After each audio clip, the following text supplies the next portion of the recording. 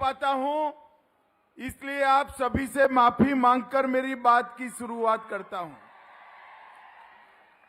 आज की सभा में मेरे साथ उपस्थित यहां के सांसद और कोरुतला विधानसभा के हमारे अभ्यर्थी श्रीमान धर्मपुरी अरविंद जी,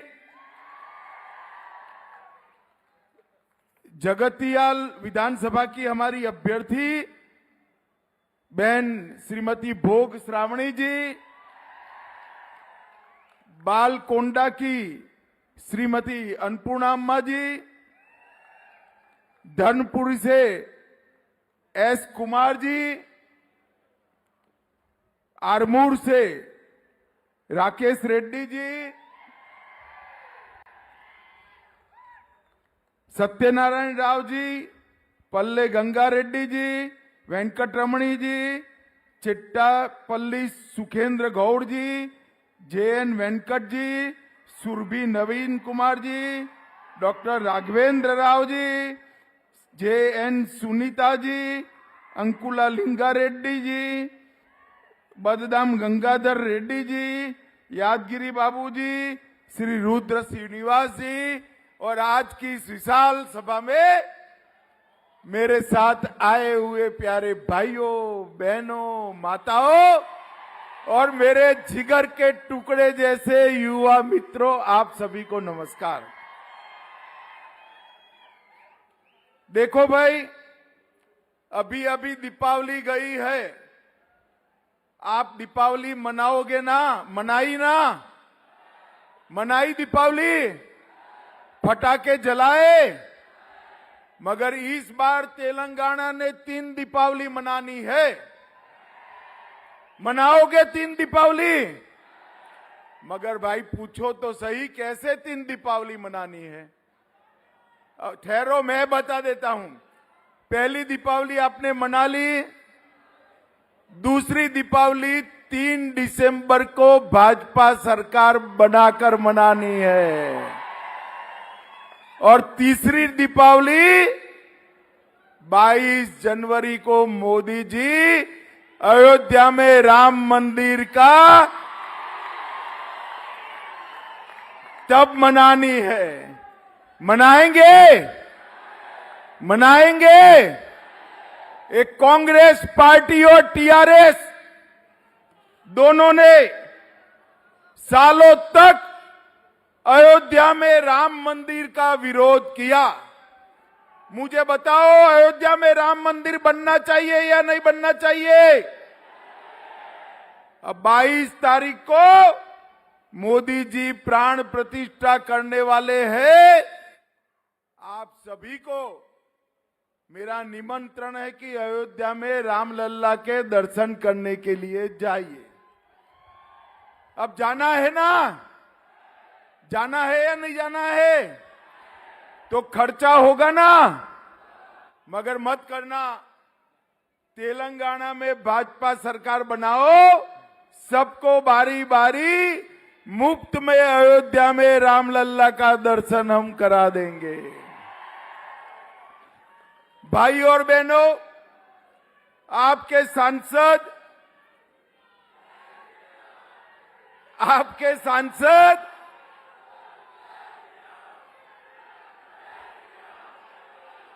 मेरे साथ बोलो, जय श्री राम, जय जय श्री राम।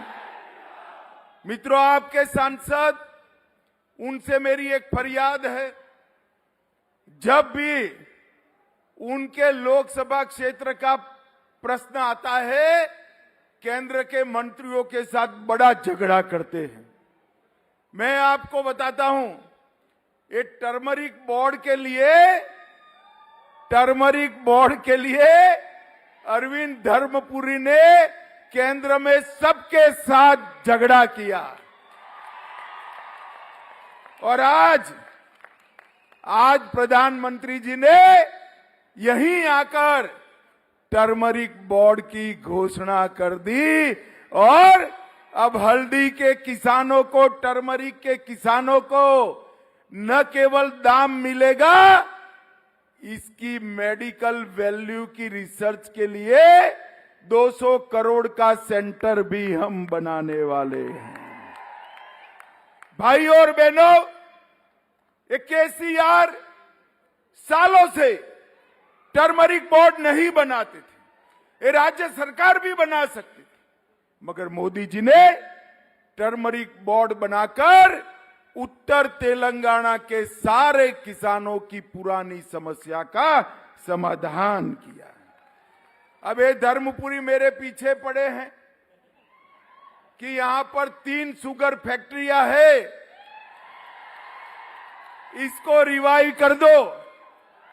करनी चाहिए ना, करनी चाहिए ना। देखो भाई, मैं कहकर जाता हूं, भारतीय जनता पार्टी की तेलंगाना सरकार बनेगी वो, और भारत सरकार तीनों शुगर फैक्ट्रियों को रिवाइव कर फिर किसानों को देंगे। इसके साथ साथ मक्का प्रोसेस कर इथेनॉल की इकाई से पेट्रोल में मिश्रित करने का कारखाना भी यहां पर डाला जाएगा। मित्रों, भारतीय जनता पार्टी ने तय किया है कि पूरे तेलंगाना में लाखों बीड़ी के वर्कर है या नहीं है? ये निजामाबाद में भी 3 लाख से ज्यादा बीड़ी वर्कर है। अब करोड़ों रुपए का फंड पड़ा है, इसका उपयोग क्या? हमने तय किया है बीड़ी के वर्कर के लिए 500 बेड का एक बहुत बड़ा अस्पताल निजामाबाद के अंदर बनाने का काम हम करेंगे। और एनआरआई मंत्रालय भी, एजेंडा हमारा घोषित होता था, अरविंद पीछे पड़ गया कि एनआरआई मंत्रालय बनाओ। एनआरआई पूरी फुल फ्लेज मिनिस्ट्री तेलंगाना के एनआरआई भाइयों बहनों के लिए ये भारतीय जनता पार्टी बनाएगी। मित्रों, मोदी जी ने कहा था कि हम पिछड़ा वर्ग को न्याय करेंगे। एक कांग्रेस पार्टी और केसीआर दोनों ने बैकवर्ड क्लास को न्याय किया है। केसीआर ने 2014 में कहा था उनकी पार्टी का बहुमत दीजिए, हम दलित मुख्यमंत्री बनाएंगे, मगर उन्होंने दलित मुख्यमंत्री नहीं बनाया, खुद बन गए ना। अब अपने बेटे को बनाना चाहते हैं।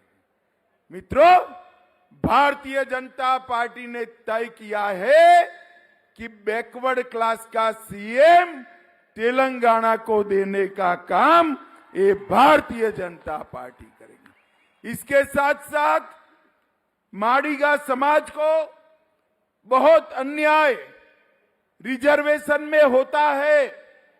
हमने तय किया है कि माड़ीगा समाज को एससी कैटेगरी के रिजर्वेशन में वर्टिकल कोटा देकर माड़ीगा समाज के साथ न्याय करने का काम ये भारतीय जनता पार्टी की सरकार करेगी। भाइयों और बहनों, हमने तय किया है कि भारतीय जनता पार्टी की सरकार बनते ही ये 4% मुस्लिम आरक्षण हम समाप्त कर देंगे, और ये 4% मुस्लिम आरक्षण का जो सीट बचता है वो एसटी, ओबीसी और एसटी में देकर उनको न्याय करने का काम ये भारतीय जनता पार्टी की सरकार करेगी। मुझे बताओ भाई, हैदराबाद विमोचन दिन मनाना चाहिए या नहीं मनाना चाहिए? जोर से बोलो, मनाना चाहिए या नहीं मनाना चाहिए? निजाम के राज से, रजाकारों से तेलंगाना को मुक्ति मिली, इसकी स्मृति रखनी चाहिए या नहीं रखनी चाहिए? ये ओवैसी के डर से केसीआर हैदराबाद विमोचन दिन नहीं मनाते हैं, मगर हम नहीं डरते ओवैसी से। आप भाजपा सरकार बना दो, हैदराबाद विमोचन दिन को हम स्टेट डे के रूप में मनाने का काम ये भारतीय जनता पार्टी करेगी। ये ओवैसी साहब जो है वो तुष्टीकरण करने में से बाज नहीं आते हैं। इनकी चुनाव का चिन्ह कार है, कार है ना, मगर कार का स्टीयरिंग ना ओवैसी के कार का स्टीयरिंग ना केसीआर के पास है, ना केटीआर के पास है, ना कविता के पास है। कार का स्टीयरिंग ओवैसी के पास है, ओवैसी के पास। ये तेलंगाना की कार ठीक चल सकती है ओवैसी के हाथों में? जोर से बोलो, चल सकती है? भारतीय जनता पार्टी की सरकार बनाइए, हम तेलंगाना को परिवारवाद से मुक्त करेंगे। ये केसीआर की पार्टी, बीआरएस और कांग्रेस और ओवैसी की पार्टी मजलिस, ये तीनों 2G, 3G और 4G पार्टियां हैं। अरे यार, समझे बगैर आप हाथ खड़ा कर देते हो, ताली बजाते हो। मैं समझाऊं क्यों 2G, 3G, 4G? समझाओ। देखिए, 2G मतलब केसीआर और केटीआर, 2 जनरेशन हुआ या नहीं हुआ? 3 जनरेशन मतलब ओवैसी के दादाजी, उनके पिताजी और ओवैसी। 3G हुआ या नहीं हुआ? और 4G का मतलब है जवाहरलाल नेहरू, इंदिरा गांधी, राजीव गांधी और राहुल बाबा। 4G हुआ या नहीं हुआ? अरे यार, मुझे बताओ तेलंगाना वालों, इसमें आपकी जगह है कहां पर है? ये परिवारवादी पार्टियां ना तेलंगाना का भला कर सकती है, ना देश का भला कर सकती है। भारतीय जनता पार्टी जो मोदी जी के नेतृत्व में चल रही है, वो ही तेलंगाना और देश का भला कर सकती है और कोई नहीं कर सकता। मोदी जी ने भारत के तिरंगे को चंद्रयान पर लगाकर चंद्रमा पर पहुंचाने का काम नरेंद्र मोदी जी ने किया। मोदी जी ने नई पार्लियामेंट बनाई। मोदी जी ने G20 कर भारत की विदेश नीति का परचम पूरी दुनिया में फैलाने का काम मोदी जी ने किया है। मित्रों, मोदी जी के नेतृत्व में 11वें नंबर की अपनी अर्थव्यवस्था 5वें नंबर पर पहुंचाने का काम ये भारतीय जनता पार्टी की सरकार ने किया है। और ये बीआरएस जो है वो भ्रष्टाचार में लिप्त, इतने सारे घोटाले किए हैं कि इसकी कोई लिस्ट ही नहीं बन सकती। देखो, मिशन भगीरथ घोटाला किया या नहीं किया? हाँ बोलना सभी लोग, किया या नहीं किया? मियापुर भूमि सुधारक घोटाला किया या नहीं किया?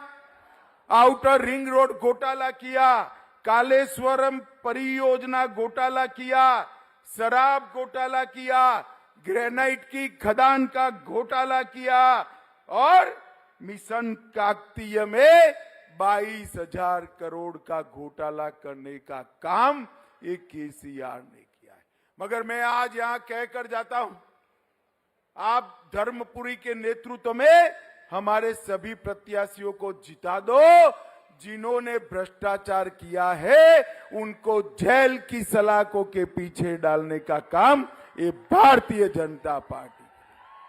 भाइयों और बहनों, भारतीय जनता पार्टी ने तय किया है कि किसानों से धान, जो रॉ चावल है, वो 3,100 रुपीज पर क्विंटल सब का सब खरीद लिया जाए। हमने तय किया है कि किसानों का क्रॉप इंश्योरेंस का प्रीमियम अब भारतीय जनता पार्टी की सरकार भरेगी।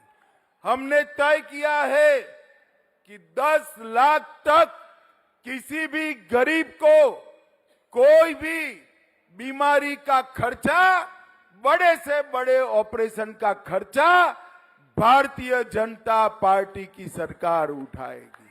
और इसके साथ साथ हमने तय किया है कि 2.5 लाख युवाओं को 5 साल में सरकारी नौकरी देने का काम ये भारतीय जनता पार्टी की सरकार करेगी।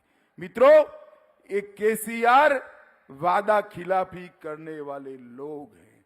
इन्होंने बेरोजगारी भत्ता देने का वादा किया था, नहीं दिया। 24,000 शिक्षकों की भर्ती का वादा किया था, नहीं किया। और इसके साथ साथ गरीबों को 7 लाख का घर देने का वादा किया था, नहीं दिया।